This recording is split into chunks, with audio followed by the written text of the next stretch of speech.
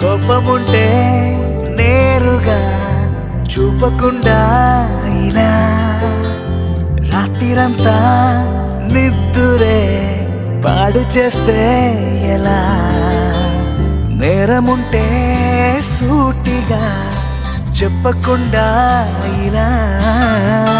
వెనుకున్న కలలతో